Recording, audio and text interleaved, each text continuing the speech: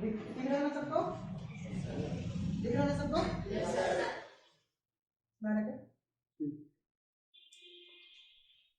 तो इतना तो हम लोग डिस्कस कर लिए हैं, जूलॉजी बॉटनी के बारे में हम लोग जान चुके हैं। ठीक है, आगे बढ़ते हैं। जीवन की मौलिक इकाई क्या है? कोशिका। कोशिका के बारे में देखिए कि कोशिका, हम जितना भी हमारा शरीर का पार्ट्स है वो कोशिका से ही मिलकर के बना है ना? यानी हर एक पार्ट कोशिका के बिना नहीं बन सकता है। अगर कहीं भी कोई कोशिका डैमेज हो जाता है तो उसको रिक्रिएशन करने में क्षमता है, यानी उसी को क्या कहते हैं? कोशिका विभाजन। उसको क्या कहते हैं? कोशिका विभाजन। ठीक है, पहला कौन किया तो जानते हैं हम लोग, रॉबर्ट हुक। ठीक है, मरा हुआ कोशिका किया 1665 ईस्वी में। उसके बाद कौन आया? 1674 में ल्यूवन आया, तो जीवित कोशिका को खोजा। ठीक, अब हम क्या बताए थे कि एनिमल का जो सेल है और प्लांट का सेल है, दोनों में डिफरेंस है। क्या डिफरेंस है कि सबसे पहला डिफरेंस, एनिमल का जो सेल होता है वो राउंड शेप में होता है, यानी गोलाकार होता है। क्या होता है? गोलाकार होता है। ठीक ना, गोलाकार दिख रहा है ना? हाँ, उसके काट उठ के इसके अंदर का चीज दिखाया गया है कि अंदर चीज क्या क्या होता है। ठीक ना, अभी बताएंगे। इधर देखो लिखा भी होता है ना, लिखा हुआ। तो हम लोग का सेल होता है सर, क्या होता है? गोलाकार होता है। ठीक, और प्लांट का जो सेल होता है वो चौकोर होता है। कैसा होता है? चौकोर होता है। हम लोग का गोलाकार और उसका चौकोर। चौकोर मतलब चौखुट। ठीक ना, यानी स्क्वायर साइज कर सकते हैं, रेक्टेंगल साइज कर सकते हैं। ठीक ना, तो सबसे पहले कि कोई भी एक स्ट्रक्चर होता है, स्ट्रक्चर को तैयार करने के लिए कोई एक वॉल की जरूरत होती है ना? जैसे यही घर का स्ट्रक्चर बना तो ऐसे ही तो नहीं खड़ा हो गया, सबसे पहले इसमें दीवार बनी, है ना? दीवार बना, वो छत वाला भी दीवार में आ जाएगा। ठीक है, पूरा वॉल में आ जाएगा। ठीक, तो किसी का भी स्ट्रक्चर क्या होता है? वॉल से मिलकर के बनता है। ठीक है, उसी तरह से कोशिका भी एक वॉल से मिलकर के बना है, जिसको उसी के नाम से बोल दिया जाता है सेल वॉल। क्या बोलते हैं? Cell wall. मतलब कोशिका क्या? कोशिका है ना? पुराने जमाने में भित्ति के मतलब अच्छे से समझते थे, है ना? कहते थे कि भित्ति कुछ है, भित्ति ऐसे करके कुछ, है ना? और अब के समय में डायरेक्ट लोग बोलते हैं दीवार। ठीक है, तो भित्ति क्या बनता है? कोई भी एक स्ट्रक्चर को क्रिएट करने के लिए वॉल की जरूरत होती है। उसी तरह से सेल का स्ट्रक्चर को क्रिएट करने के लिए क्या जरूरत है? सेल वॉल की जरूरत होती है, और उसी को हिंदी में क्या कहते हैं? कोशिका। ठीक, उसके बाद अगर मान लो कि घर है, पूरा क्रिएट हो गया स्ट्रक्चर, ठीक ना, वॉल इसमें है, लेकिन अगर हमें कुछ सामान रखना है, मान लो यहाँ पे गेहूं या चावल रखना है, ठीक है, डायरेक्ट हम चावल लाला के यहाँ पे उड़ेल रहे हैं, तो क्या वो सुरक्षित है? नहीं सुरक्षित है। तो उसको एक्स्ट्रा सुरक्षा देने के लिए क्या करते हैं हम लोग? उसको बोरी में भर भर के और रखते हैं सेल, है ना? बोरी में, यानी उसको दोहरा सुरक्षा दिया गया। एक तो वॉल है ही, उसके बाद फिर हम लोग उसको बोरी में रख रहे हैं, है ना, जिससे उसको ज्यादा प्रोटेक्शन मिल रहा है। ठीक है, उसी तरह से सेल में सेल वॉल तो होता ही होता है, इसके बाद एक और वॉल होता है जिसका नाम क्या है? कोशिका झिल्ली। ठीक ना, कोशिका झिल्ली के अंदर ही जितने भी मैटर हैं, जितने भी इसका पदार्थ है, वो सारे इसी के अंदर होते हैं। ठीक, सबसे पहले इसके अंदर क्या होता है?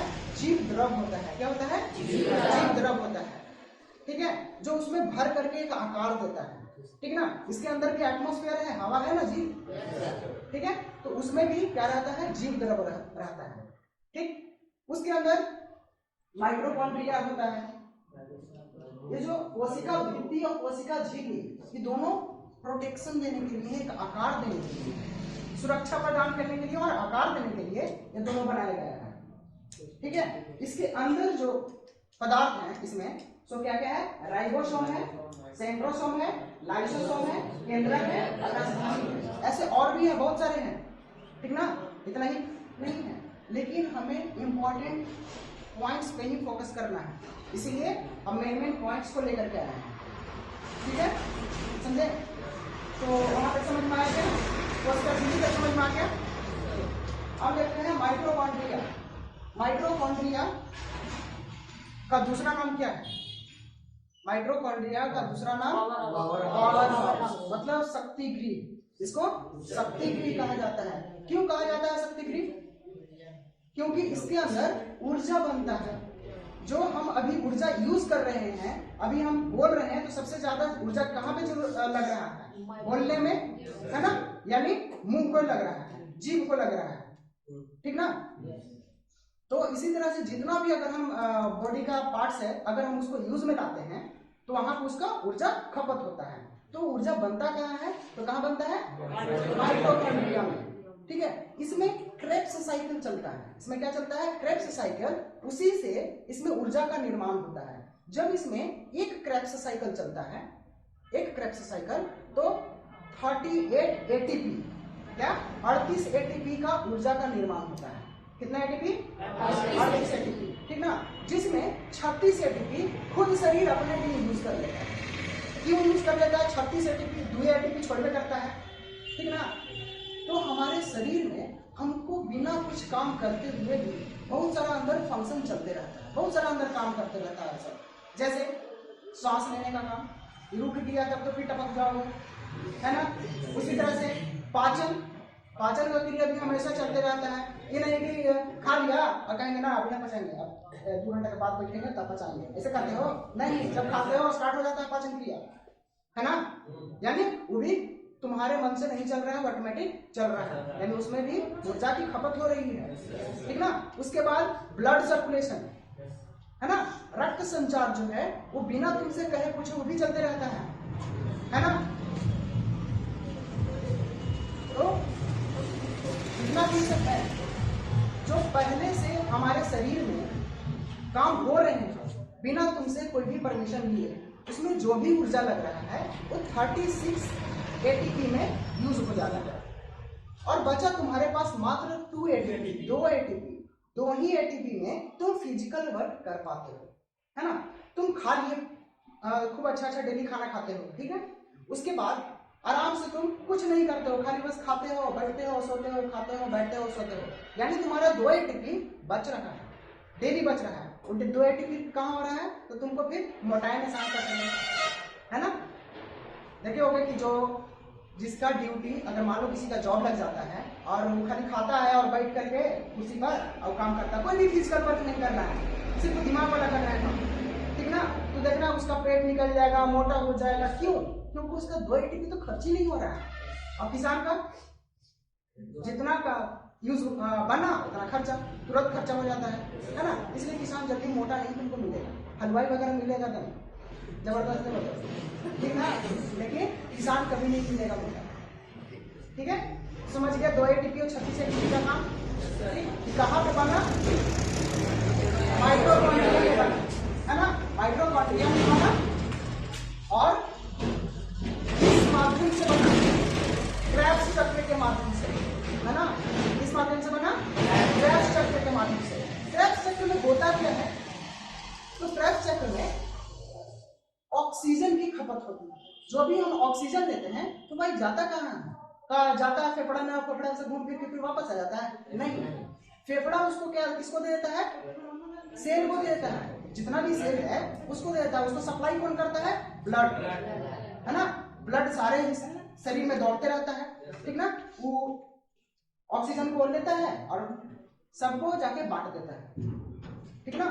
सबको लेता है वहां से, तुम्हारा फेफड़ा से, और सबको बांट देता है, ठीक है? सिर्फ और सिर्फ ऑक्सीजन।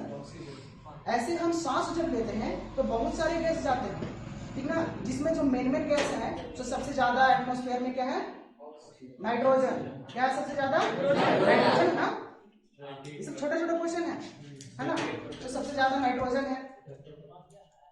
उसके बाद कार्बन डाइऑक्साइड, है ना? ऑक्सीजन, यही मेन 3 को जाता है। और भी गैसेस है, ठीक है? और भी गैस तुमको फ्री में मिलेगा। कहाँ पे? रोड पे। कैसे? गाड़ी में से क्या निकलता है?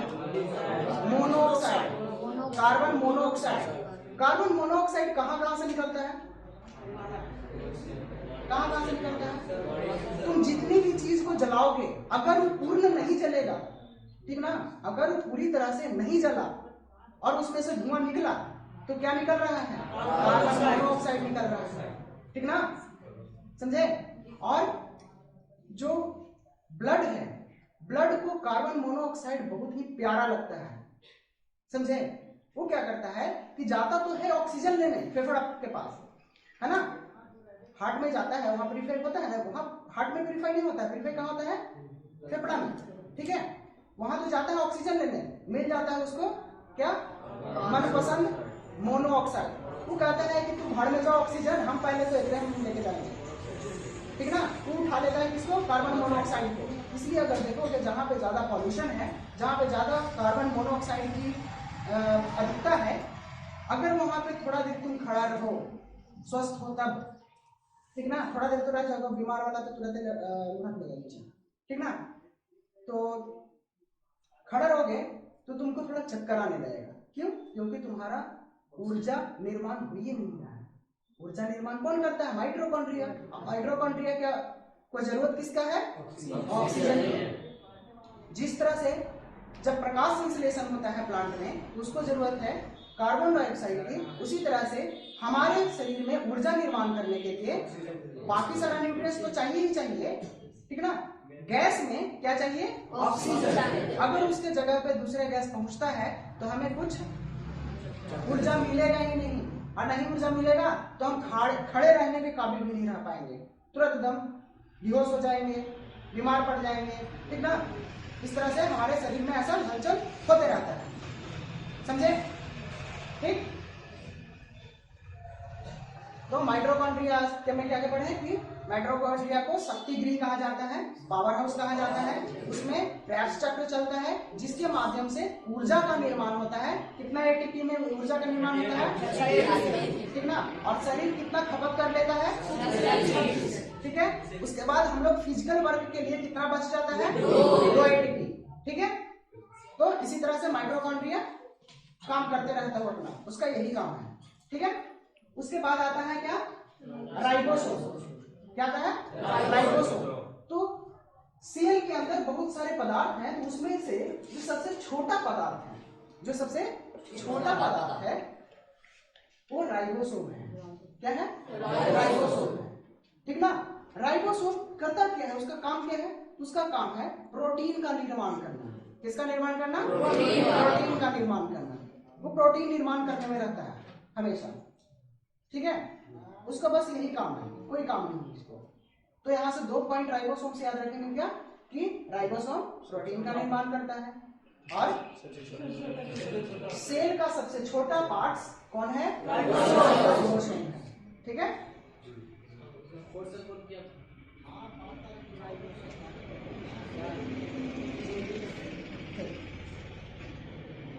देखो राइबोसोम में ऐसे बहुत तरह के राइबोसोम होते हैं, 70S 80S, लेकिन उतना हम लोग को नहीं पढ़ना है, सिर्फ राइबोसोम का के बारे में पढ़ना है, ठीक है। आगे देखो, आगे क्या था, क्या राइबोसोम की खोज कौन किया था, राइबोसोम का खोज कोई नहीं पढ़ता है, समझे, और कहीं मिलेगा भी नहीं, चलिए वहीं पे मिलता है जहाँ पे तुम अगर बायोलॉजी के पार्ट्स में जाओगे तब, ठीक ना। यहाँ पे हमको कभी नहीं, कहीं नहीं मिला, 10th में दिया ही नहीं, 10th का सिलेबस हम कंप्लीट करा रहे हैं, ठीक ना। कितना लेट आप लोग आ रहे हैं, कोशिश कीजिएगा कि 2:15 तक आ जाए, ठीक ना। 2:15 तक मैक्सिमम पहुंच जाए, क्योंकि 2:15 से हम स्टार्ट कर देंगे क्लास, ठीक है।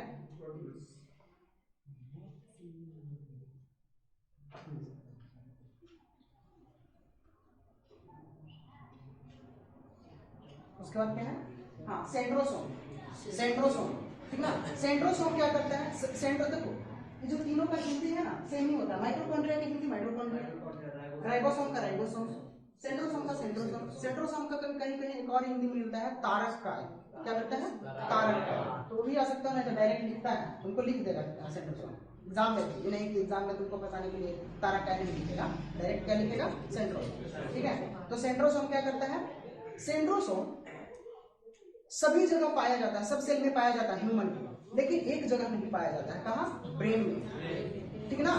ब्रेन में नहीं पाया जाता है, क्यों, क्योंकि सेंट्रोसोम का काम क्या है कि कोशिका जो विभाजन जो होता है उसमें सबसे मुख्य भूमिका कौन निभाता है, सेंट्रोसोम। अगर कहीं पे कोई कोशिका मर गया है तो रीजनरेट करना है अगर कोशिका, तो कौन कौन करेगा? सेंट्रोसोम ही काम करेगा, ठीक ना, कोशिका विभाजन का काम।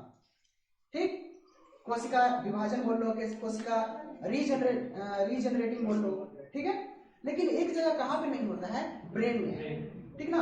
इसीलिए बोला जाता है कि ब्रेन में किसी को नहीं मारना चाहिए, है ना, ऐसा बोलते हैं ना लोग कि ब्रेन में नहीं मारना चाहिए। इसीलिए हम लोग को जो नेचर है, जो प्राकृतिक है, शुरू से ही क्या दिया है? ब्रेन स्कल दिया है इतना हार्ड कि वहां तक पहुंचे ही ना चोट। अगर कोई मार भी दे, अगर लाठी डंडा से भी मार दिया फिर भी नहीं पहुंचे वहां तक चोट। हाँ, अगर पहुंच गया, अगर वहां का कोशिका मर गया तो दोबारा फिर ना जीने वाला है, ना वहां से खत्म होने वाला है, और ना रीजनरेट होने वाला है, वहीं पे सड़ने लगता है, ठीक ना। सड़ करके क्या होता है? मांस बना लेता है। उसके बाद उसी को क्या कहते हैं कि ब्रेन ट्यूमर हो गया है आपको। जब चोट लग जाता है, मर जाता है, तो क्या किसके फॉर्म में हो जाता है? ब्रेन ट्यूमर के फॉर्म में, ठीक ना। और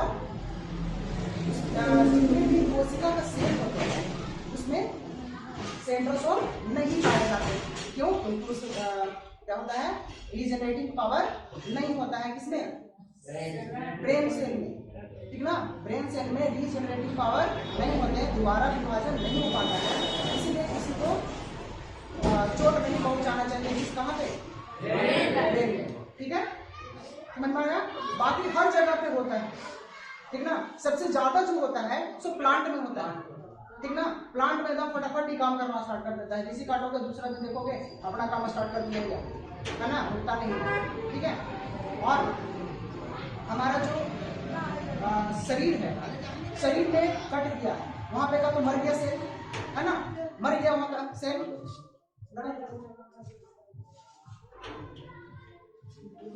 मर गया सेल वहां का, ठीक है। ब्रेन में तो सड़ जाता है, वही ब्रेन ट्यूमर के रूप में ले लेता है। लेकिन जब उनको और भी पार्ट्स में कटता है सेल, ठीक ना, तो सड़ता होता नहीं है, वो क्या होता है?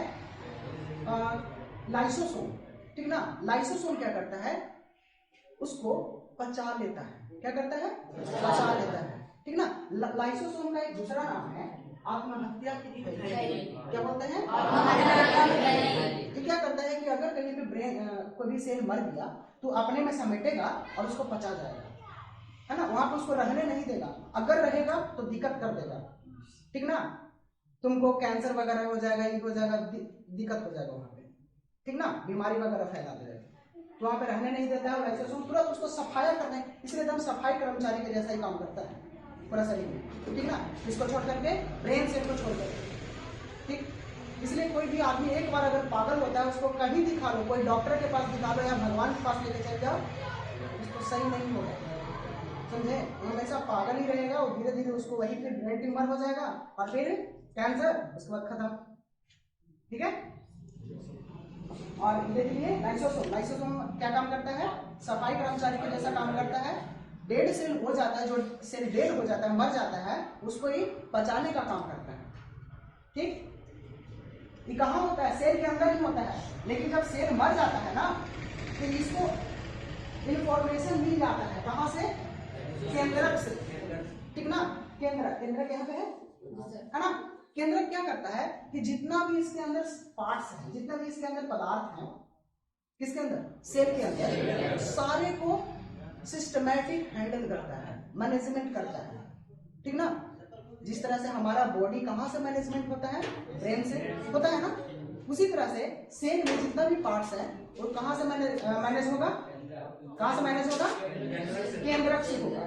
तो केंद्रक से ही उसको पता चल जाता है कि आपके जो पड़ोसी है ना वो चल बसे हैं, आप जाइए उसको साफ कर दीजिए, ये जाएगा और उसको साफ कर देगा, ठीक ना। और उसके बाद फिर किसको लगा देगा?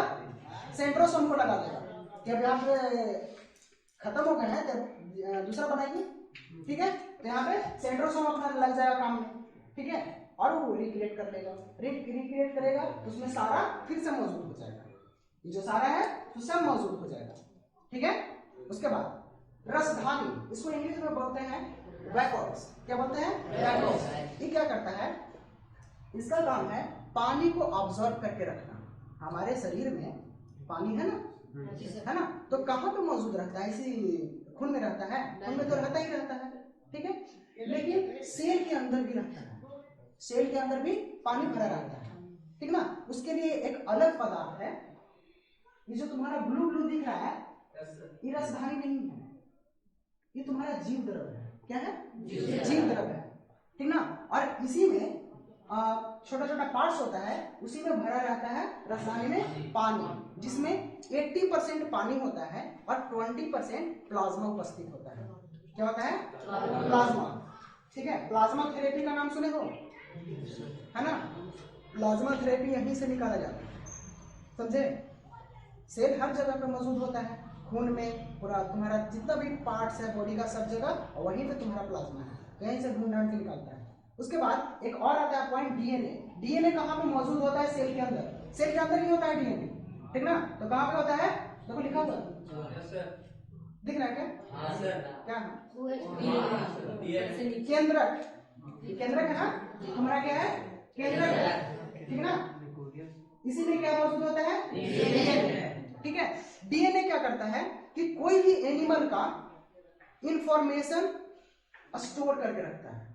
कोई भी एनिमल, हर एनिमल का डीएनए अलग अलग होता है ना। अगर हम डीएनए में छेड़छाड़ करते हैं तब कुछ अलग प्रजाति के जीव पैदा ले लेते हैं, ठीक ना। अगर मान लो आदमी के जीव में आदमी का डीएनए और कोई जानवर का डीएनए मिला दिया जाए तो कुछ नया तरह का जानवर पैदा होगा, समझे, ठीक ना। खतरनाक। इसीलिए आदमी के डीएनए में तो कोई छेड़छाड़ नहीं किया जाता है, जानवर लोग में करते रहते हैं लोग, साइंटिस्ट छेड़छाड़ करते रहते हैं। खास करके पौधा में सबसे पहले डीएनए में छेड़छाड़ किया गया, मेंडलीफ, याद आया? मेंडलीफ का पौधा मटर के, ठीक है, हाँ, तो वहाँ पे पहुंचेंगे धीरे धीरे, ठीक है। तो यहाँ पे सारा इंफॉर्मेशन होता है कि ये जो सेल है इसके अंदर जो डीएनए है, डीएनए में क्या स्टोर करके रखता है कि जो आदमी किस तरह के आदमी में से ये सेल आया है, किस तरह के आदमी में से सेल आया है। इस आदमी का के वो हाथ पैर था, के वो आंख था, के वो नाक था, मतलब सब कुछ पूरा डिटेल कौन रखता है? डीएनए, ठीक ना।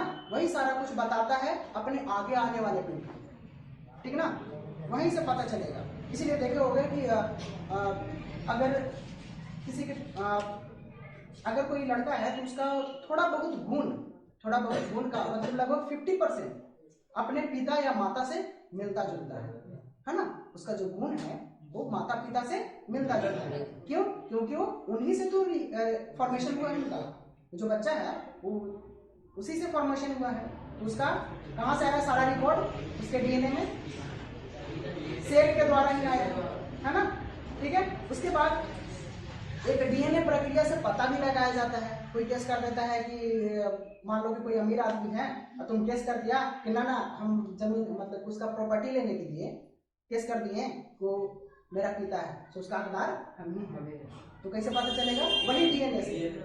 क्यों? क्योंकि वो सारा इंफॉर्मेशन उसके पहले वाली पीढ़ी का उसके पास होगा। अगर मिल जाएगा तब उसका कहला जाएगा, नहीं मिला तो नहीं, खत्म कहानी, ठीक ना। तो लगभग 50% अगर गुण मिल जाते हैं तब बोला जाता है, ठीक ना। 20% में नहीं बोला जाता, समझे। ऐसे भी जब इलेक्शन होता है तो 50-50 में डिवाइड होता है, जो 50 से ऊपर आता है वो जीतता है, थोड़ा भी आगे आ गया तो, ठीक ना। तो उसी तरह से इसमें भी, ठीक। तो डीएनए समझ गए, डीएनए किसके अंदर होता है? किसके अंदर? कोशिका में तो होता ही होता है, लेकिन किसके अंदर होता है? केंद्रक के अंदर होता है। माइटोकॉन्ड्रिया का क्या काम है? ऊर्जा बनाना। कितना ऊर्जा बनाता है? किस माध्यम से?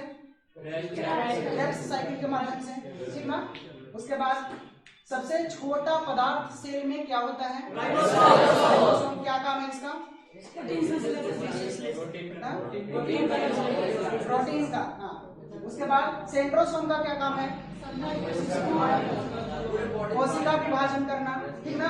कोशिका विभाजन कहाँ नहीं होता है? ब्रेन सेल में, ब्रेन सेल जिसको न्यूरॉन बोलते हैं, ठीक ना, वहां पे क्या नहीं होता है? कोशिका विभाजन नहीं होता है। सबसे तेजी से कोशिका विभाजन हमारे शरीर में, ऐसे तो छिपकली के पास तो होता ही कुछ में, है ना, स्टारफिश के पास भी होता ही है, ठीक ना। लेकिन हमारे शरीर में सबसे तेज कोशिका विभाजन किस अंग में होता है? हाँ, लीवर में होता है, यकृत में, ठीक ना। अगर वहां पे अगर चोट लग जाए या फिर किसी चीज से भी डैमेज भी हो जाए तो बहुत जल्दी वो सही हो जाता है। तो कोई भी आ रहा है समझे। इसके बाद लाइसोसोम का क्या काम है?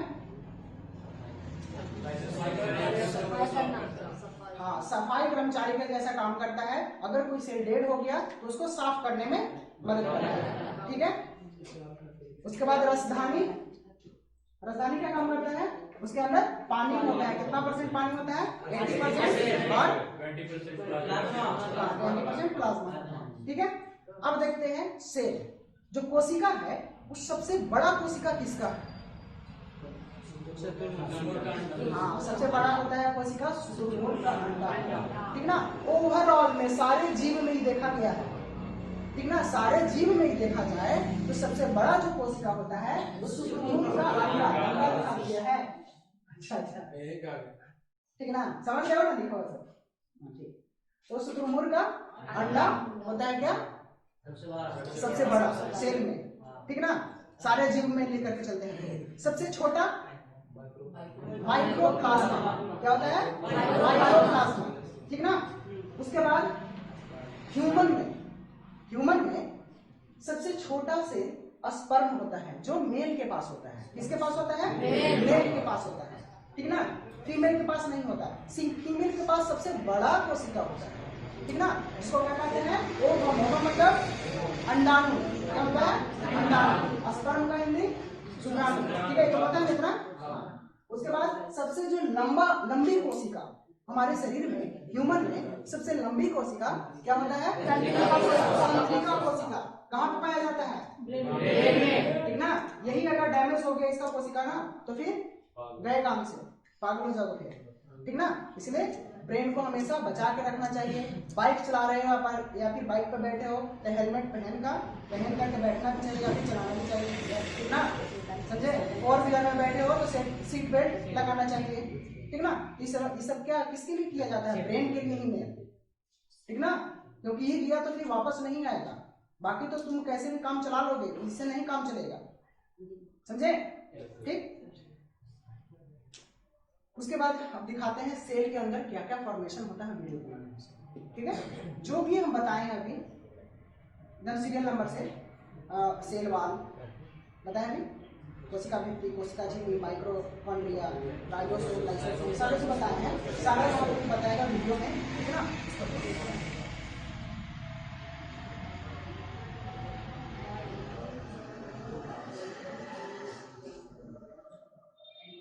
साउंड नहीं आएगा, ठीक ना।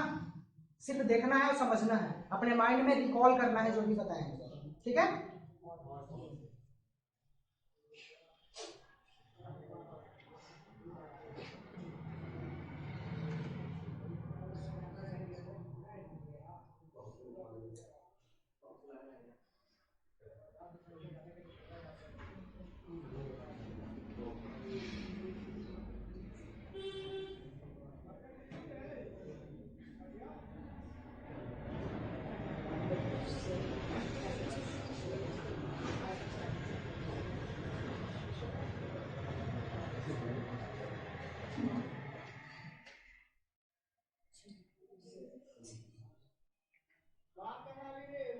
क्या है है ना। ह्यूमन का क्या होता है? सेल गोली होता है, गोलाकार, ऊपर सेल मेम्ब्रेन, उसी को बोलते हैं कोशिका भित्ति, ठीक ना। सेल वाल, सेल मेम्ब्रेन, ठीक ना।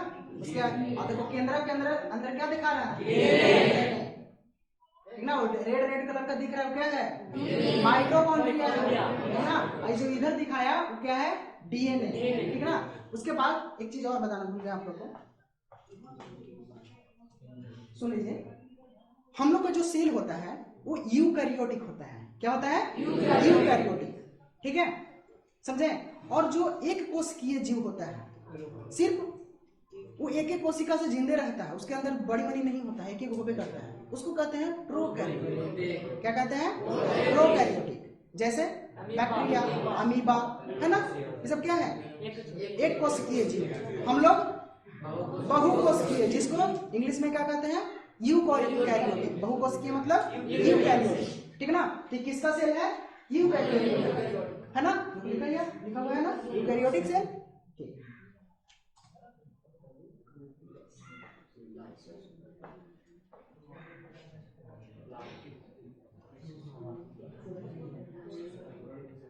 ठीक, प्रोकैरियोटिक है। प्रोकैरियोटिक के अंदर बाकी कुछ ज्यादा कुछ होता नहीं है, सिर्फ उसके अंदर क्या होता है, डीएनए होता है, जीन होता है, जेनेटिक मटेरियल होता है कि अपने जैसा चीज बना सकता है, बस उसके ज्यादा कुछ नहीं होता उसके अंदर, ठीक ना। ये प्रोकैरियोटिक का सेल है, समझे, एक कोशिकीय प्रक्रिया है।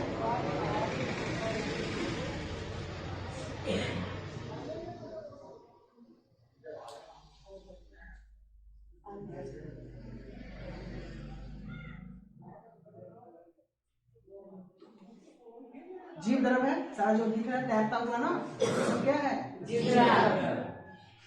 कोई डीएनए है, डीएनए का स्ट्रक्चर कैसा होता है, कभी कोई पूछता है स्ट्रक्चर, तो डबल हेलिक्स कैसा होता है, ठीक ना। और प्रोकैरियोटिक जो एक कोशिकीय जीव है उसका सिंगल हेलिक्स होता है, कैसा होता है, सिंगल हेलिक्स। इसी के अंदर सेल मेम्ब्रेन होते हैं, ठीक ना। क्रोमोसोम कितना संख्या होता है ह्यूमन में, 46 23 जोड़ा, 46 जोड़ा है ना। न्यूक्लियस है, बीच में रहता है न्यूक्लियस।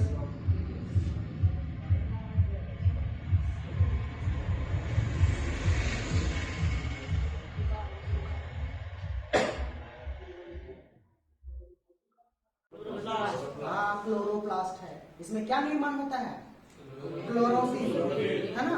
कब, किस लिए इसका जरूरत कब पड़ता है, प्रकाश संश्लेषण में, जब फोटोसिंथेसिस का क्रिया करता है जब प्लांट, तब क्लोरोफिल का जरूरत पड़ता है, जो क्लोरोप्लास्ट से वो ले लेता है और अपना भोजन बना लेता है ना।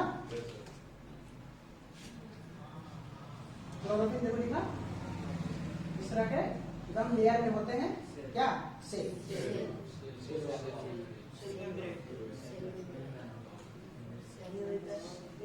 सेल मेम्ब्रेन मतलब कोशिका झिल्ली, ठीक है, सेल वॉल मतलब कोशिका भित्ति।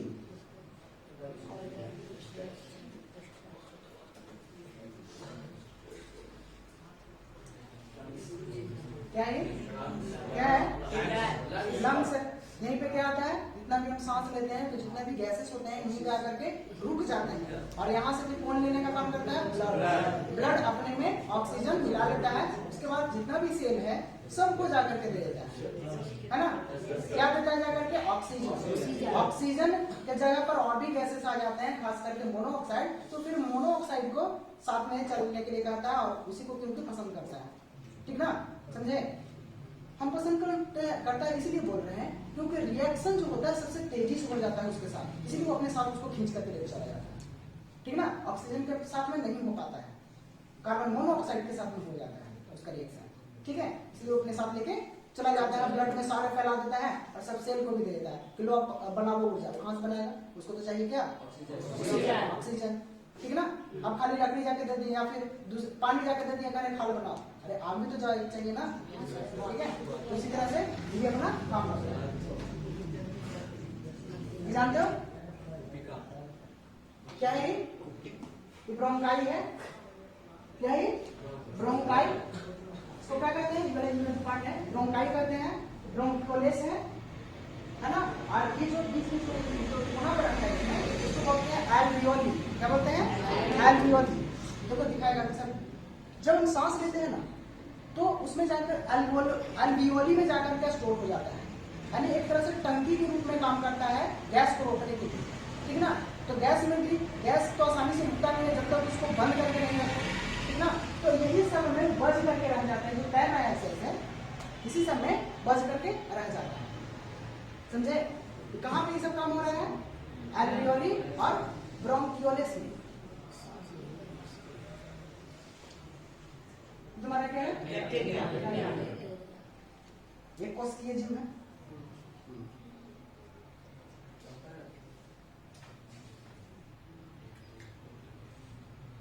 ये क्या है बताओ, एक किसी को पूछते हैं,